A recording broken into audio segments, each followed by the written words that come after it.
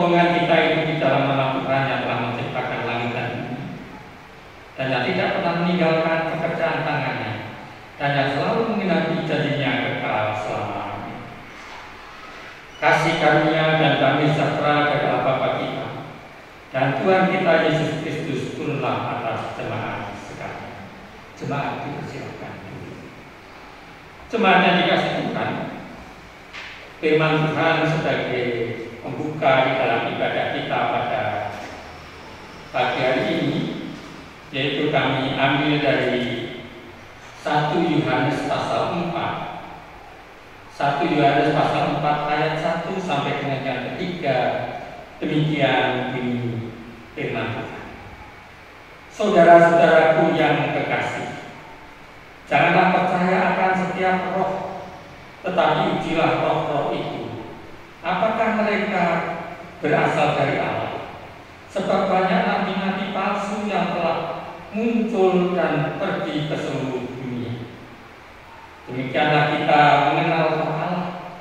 Setiap roh yang mengaku bahwa Yesus Kristus telah datang sebagai manusia berasal dari Allah, dan setiap roh yang tidak mengaku Yesus tidak berasal dari Allah.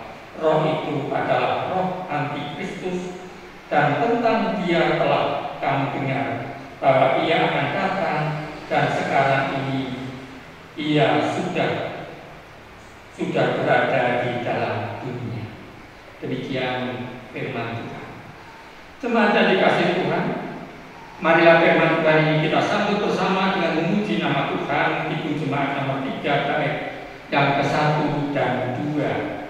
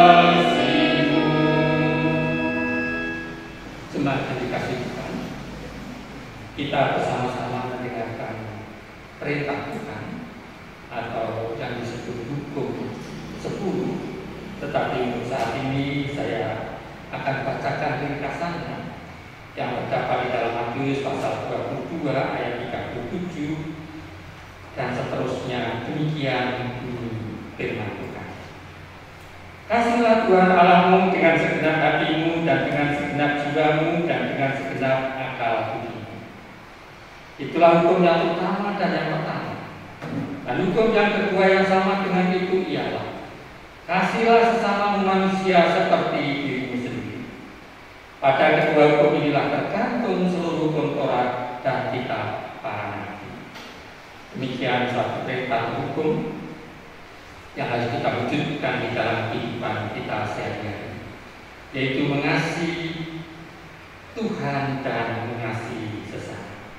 Jemaat yang dikasihi Tuhan, setelah kita membaca dan merenungkan serta melihat kenyataan di dalam kehidupan kita, ternyata kita belum mampu mewujudkan firman ini dengan baik dan sempurna. Oleh sebab itu, marilah kita bersama-sama menghadap kepada Tuhan untuk memohon pembaharuan dan pengakuan atas kegagalan kita. Kita berdoa. Bapa yang di surga, Bapa yang kami kenal di dalam nama Tuhan Yesus Kristus, pada saat ini ya Tuhan, kami mengucap syukur dan terima kasih karena Kamu memberkati kami dan menyertai kami, sehingga kami boleh berbakti bersama, bersekutu bersama, tetapi juga kami boleh mendengarkan sebagian daripada firman. Tuhan, setelah kami bersama-sama mendengarkan firman-Mu dan merenungkan di dalam kenyataan kehidupan kami gagal mengasihi Tuhan. Kami juga gagal mengasihi sesama kami. Kami hanya orang-orang yang selalu mementingkan diri kami sendiri-sendiri. Oleh sebab itu Tuhan, ampunilah setiap kesalahan kami, ampunilah kegagalan kami. Kami percaya bahwa kuasa darah Tuhan kami Yesus Kristus yang telah dikorbankan di atas kayu salib hingga pada saat ini masih mampu dan masih berkuasa untuk memperbaharui dan memberikan pengampunan kepada kami. Terima kasih Tuhan, ajar supaya kami memiliki iman kepada Kami. Terima kasih karena kami boleh mendapatkan pengampunan. Tuhan Yesus, setelah kami bersama-sama mendapatkan pengampunan, kami mohon kiranya Tuhan sudi tinggal di dalam hati kami, tinggal di dalam hidup kami, sehingga kami untuk hari-hari yang akan datang, kami boleh mewujudkan tugas dan panggilan yang Tuhan percayakan kepada kami. Terima kasih Tuhan Yesus atas pengampunan dan pengampunan. Di dalam nama Tuhan Yesus Kristus kami berdoa dan mengucap syukur. Amin. Jemaat yang dikasihi Tuhan, marilah kita sambut bersama dengan memuji nama Tuhan Kidung Jemaat D36. Bait yang pertama, dihapuskan dosaku.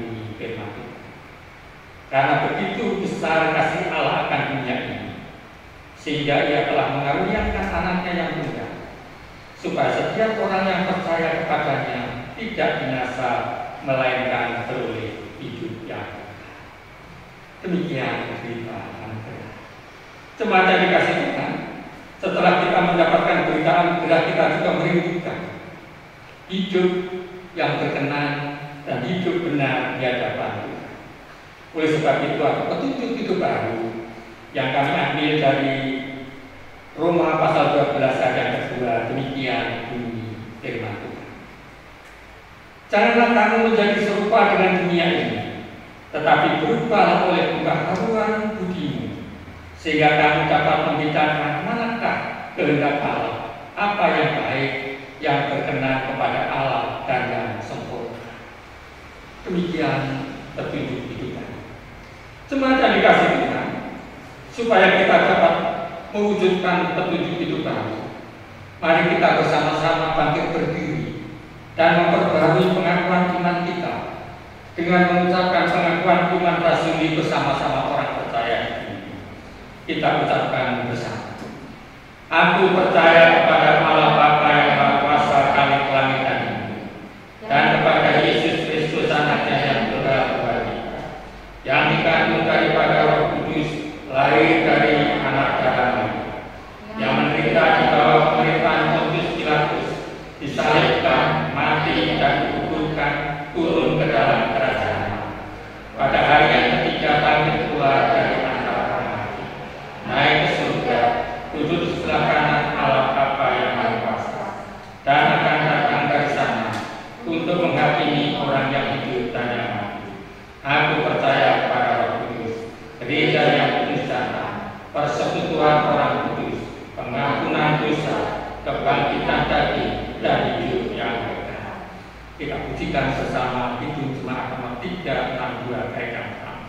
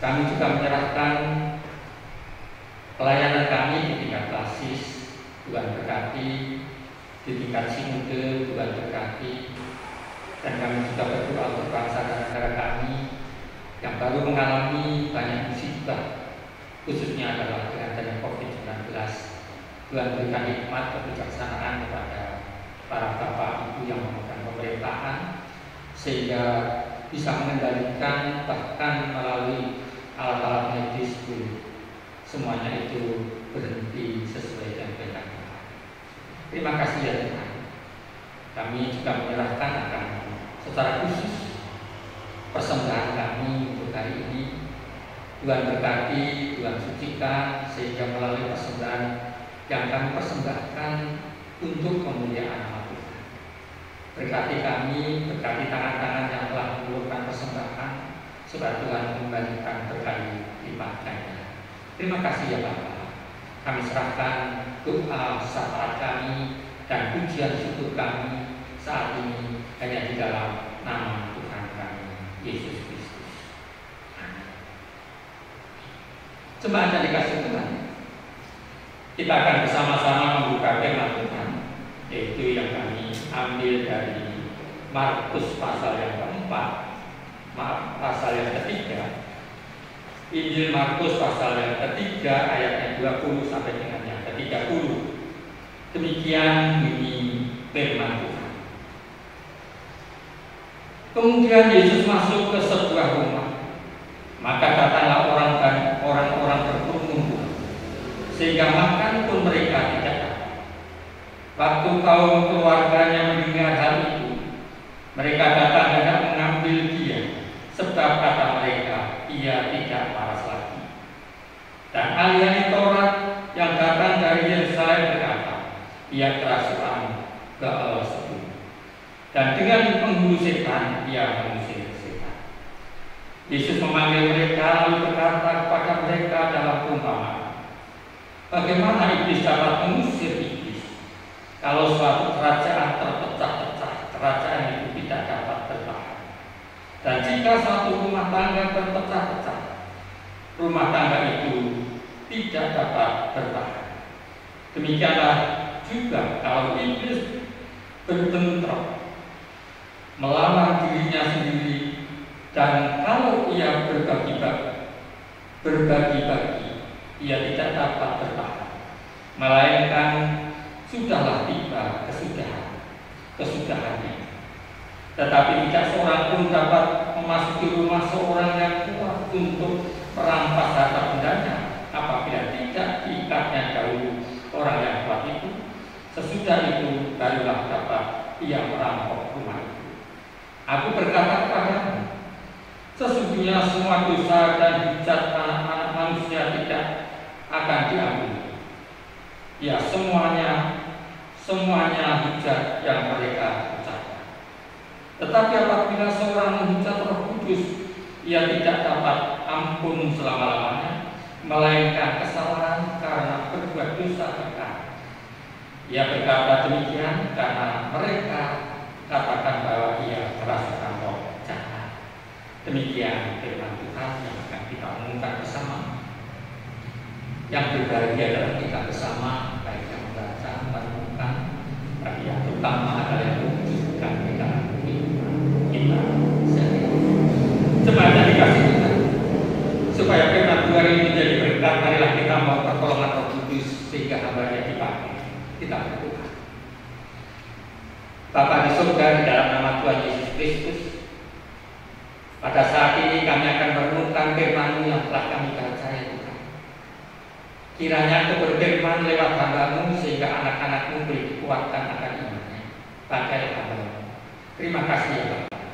Di dalam nama Tuhan Yesus Kristus kami berdoa dan mohon pertolongan. Jemaat yang dikasih Tuhan, firman Tuhan pada saat ini sesuai dengan khotbah cakep PKJTU diberi tema bagaimana membedakan kuasa Allah dan kuasa jahat. Rasanya ini adalah satu hal yang sangat sulit untuk kita renungkan. Tetapi kita mencoba merenungkan kembali kepada teks yang telah kita baca. Jika kita membaca teks dari Injil Markus pasal 3 ayat 20 sampai dengan 30, kita melihat bagaimana Tuhan Yesus berkarya. Kita melihat Tuhan Yesus menyembuhkan orang yang tuli dan buta. Kalau kita membandingkan di dalam Injil yang lain, Dia adalah orang yang tuli dan buta disembuhkan oleh Tuhan Yesus. Dan setelah itu Tuhan Yesus juga masuk ke dalam satu rumah yang lain yang dikatakan di dalam bacaan kita pada saat ini. Jika kita merenungkan ketika Tuhan Yesus masuk ke dalam rumah itu, dikatakan bahwa orang-orang berkerumun, orang-orang datang dari berbagai tempat, ingin mendengarkan ataupun juga ingin dekat dengan Tuhan. Dan kita melihat bahwa ada juga orang-orang, para ahli Taurat, para imam yang semuanya juga datang dari Yerusalem. Keluarga Yesus sendiri, Tuhan Yesus sendiri juga mendengar bahwa ada di suatu tempat dan akhirnya juga datang. Jemaat yang dikasih Tuhan, jika kita merenungkan hal ini, yang terjadi adalah sangat aneh. Mengapa saya katakan aneh? Dikatakan bahwa keluarga Tuhan Yesus sendiri datang untuk mengambil, dikatakan untuk mengambil Tuhan dari kerumunan itu dengan berkomentar bahwa Ia sudah tidak waras. Coba kita bayangkan, Yesus dikatakan sudah tidak waras, atau dikatakan sedikit tidak waras, sehingga berusaha untuk mengambil dari kerumunan orang.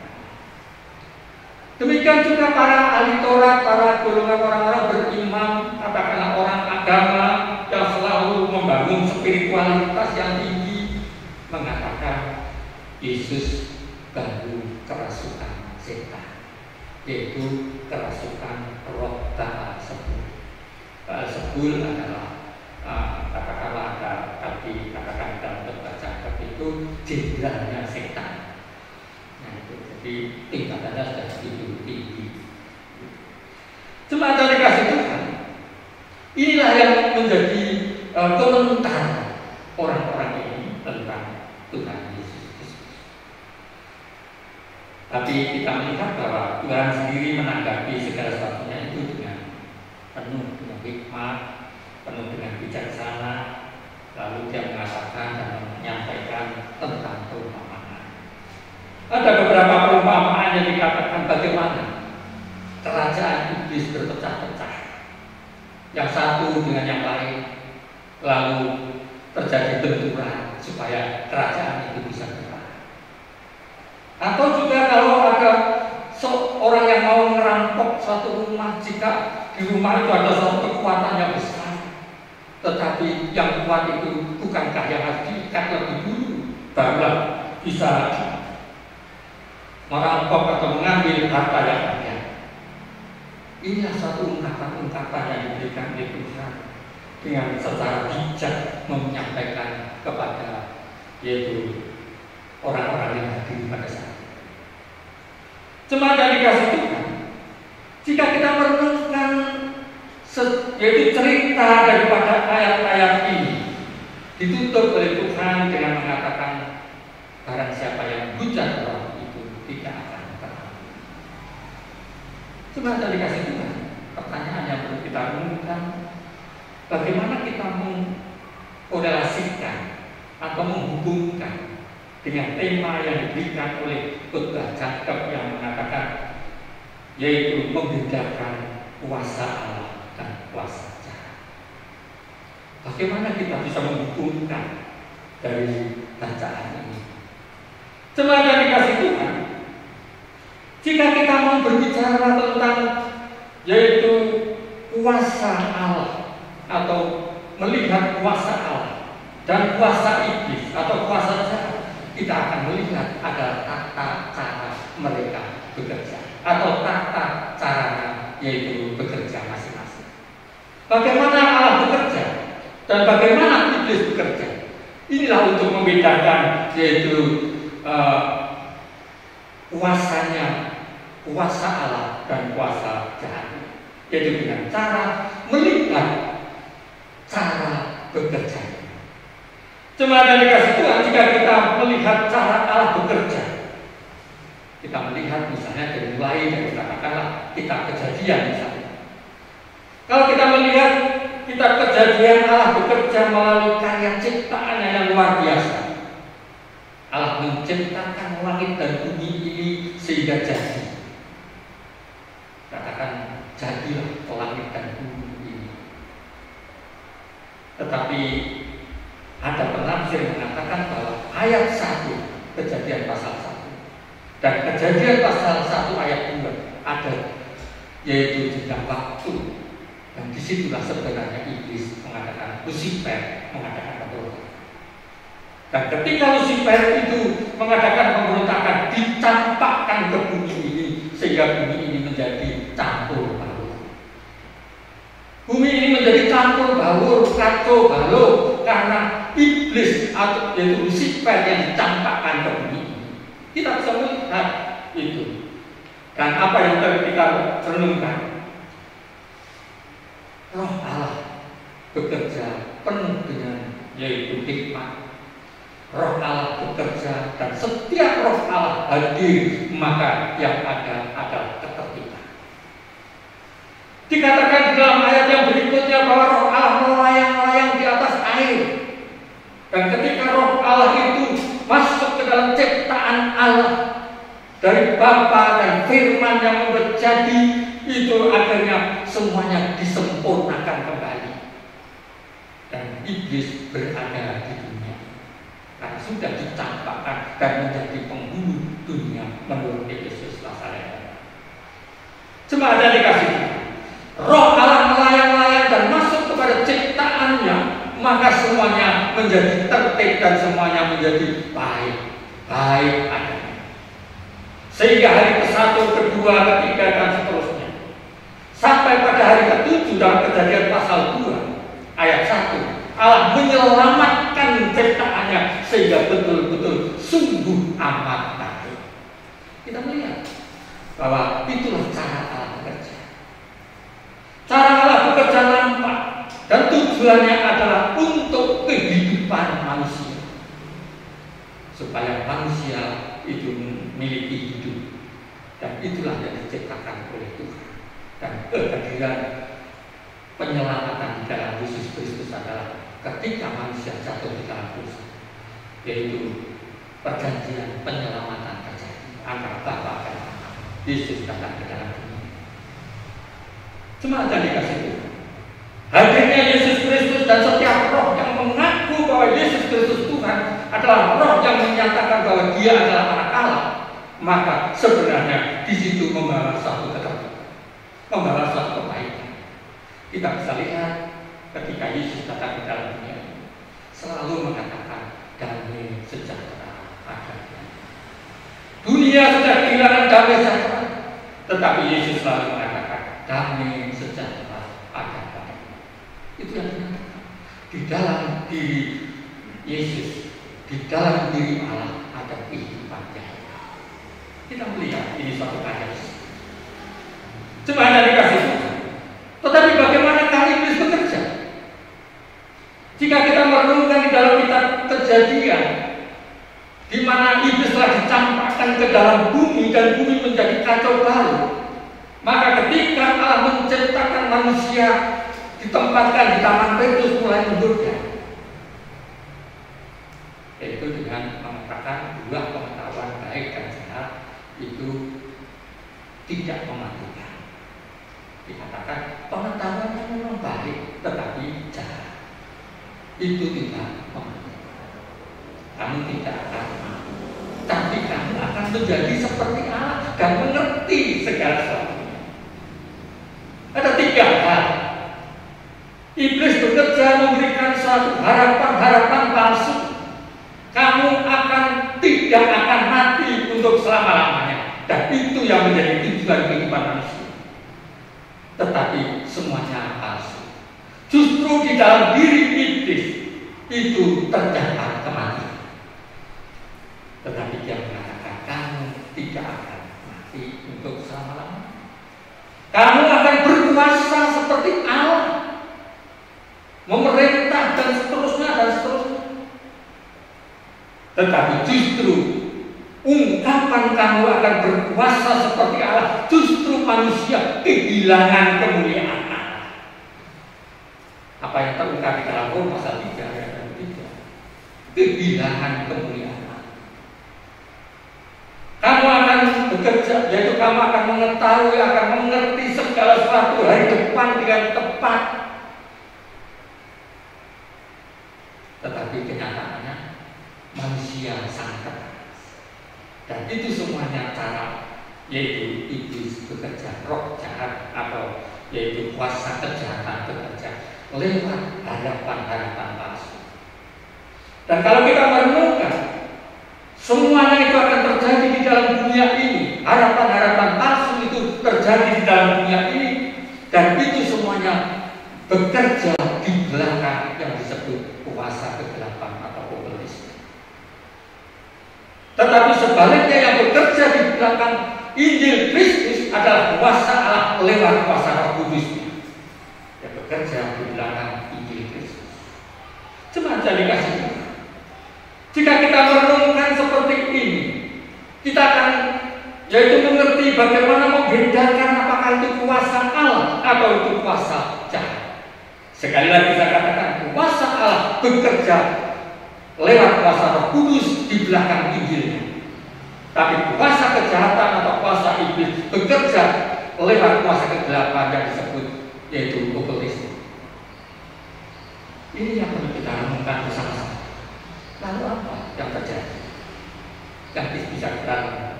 Sebagai orang percaya kita hanya melihat dampaknya.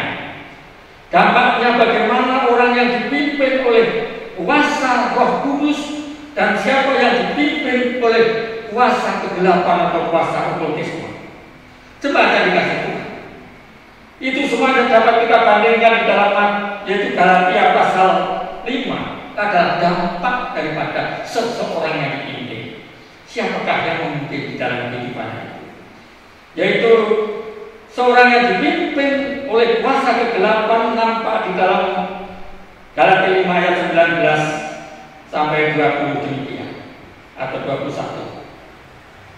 Perbuatan daging telah nyata, yaitu percabulan, kecemaran, hawa nafsu, penyembahan berhala, sihir, perseteruan, perselisihan, iri hati, amarah, kepentingan diri sendiri, percederaan, roh pemecah, dan seterusnya. Ini adalah orang-orang yang dipimpin di dalam hidupnya adalah dipimpin roh jahat atau di bawah pimpinan Lucifer. Kita tidak bisa netral. Orang Kristen tidak bisa netral. Hari ini saya ke gereja, haleluya, puji Tuhan. Karena hari ini adalah hari kita beribadah, haleluya, puji Tuhan.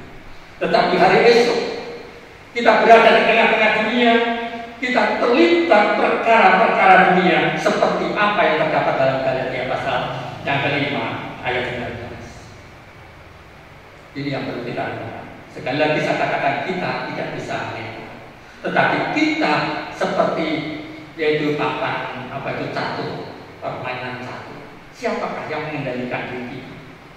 Roh Allah atau roh iblis? Ini yang jelas dan benar.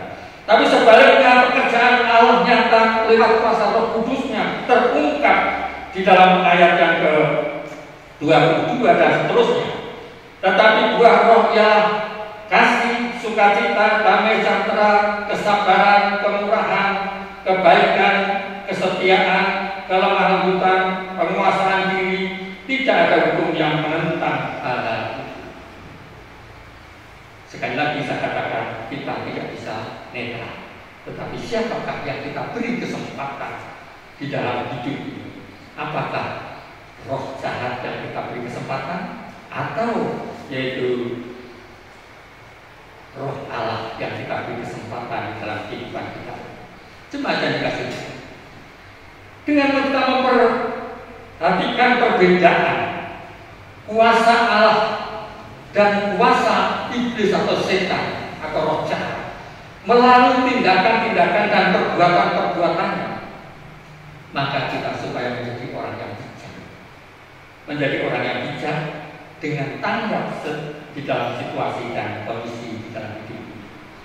Maka sekali lagi, pembuka di dalam firman ini yang dikatakan tadi adalah saudara-saudaraku yang terkasih. Janganlah percaya akan setiap roh, tetapi ujilah roh-roh itu. Apakah mereka berasal dari Allah? Sebab banyak nabi-nabi palsu yang muncul dan pergi ke seluruh dunia.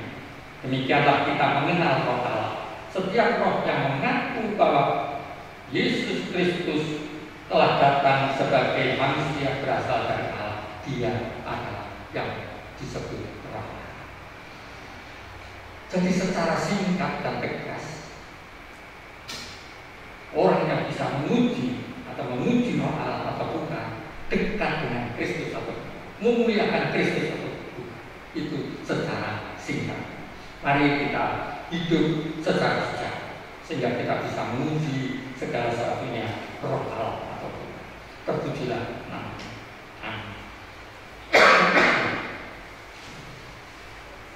Jemaat yang dikasih Tuhan, mari kita masuk ke dalam masa terpuji.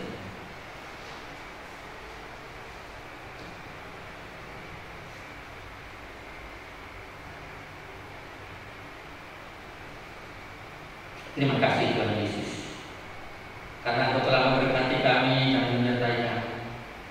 Kami boleh merenungkan sebagian atau secara singkat firman Tuhan pada saat ini, di mana kami boleh melihat bagaimana iblis berkarya, tetapi bagaimana juga roh Allah berkarya. Oleh sebab itu Tuhan, hadirlah di dalam diri kami masing-masing, sehingga kami boleh menempatkan roh Allah di dalam diri kami sebagai penyelamat dan penolong. Sempurnakan firman-Mu ya Tuhan dalam hati dan pikiran kami. Sebentar kami memulaikan tempat ini kembali ke rumah masing-masing. Tuhan berkati. Kami juga akan berdoa seperti doa yang Tuhan ajarkan kepada murid-murid Tuhan demikian. Bapa kami yang di surga, dikuduskanlah nama-Mu, datanglah kerajaan-Mu, jadilah kehendak-Mu di bumi seperti di surga. Berikanlah kami pada hari ini makanan kami yang secukupnya, dan ampunilah kami akan kesalahan kami, seperti kami juga mengampuni orang yang bersalah kepada kami. Dan janganlah membawa kami ke dalam pencobaan, tetapi lepaskanlah kami daripada jahat. Karena Engkau yang punya kerajaan dan kuasa dan kemuliaan sampai selama-lamanya. Amin. Jemaat yang dikasih Tuhan, mari kita bersama-sama memuji nama Tuhan. Hitung jemaat nomor 50A bait 1 dan 2.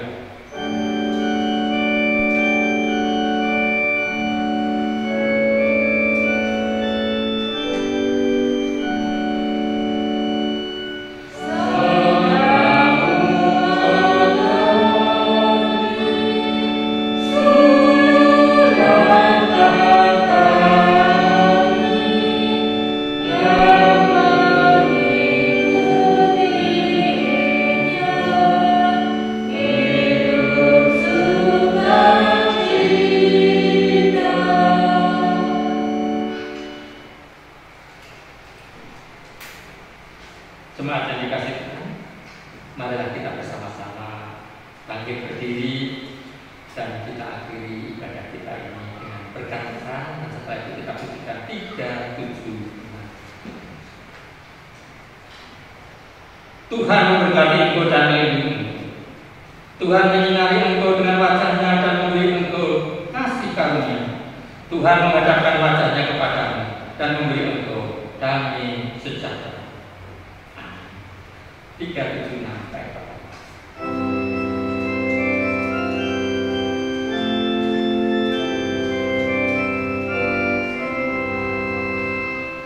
Yeah.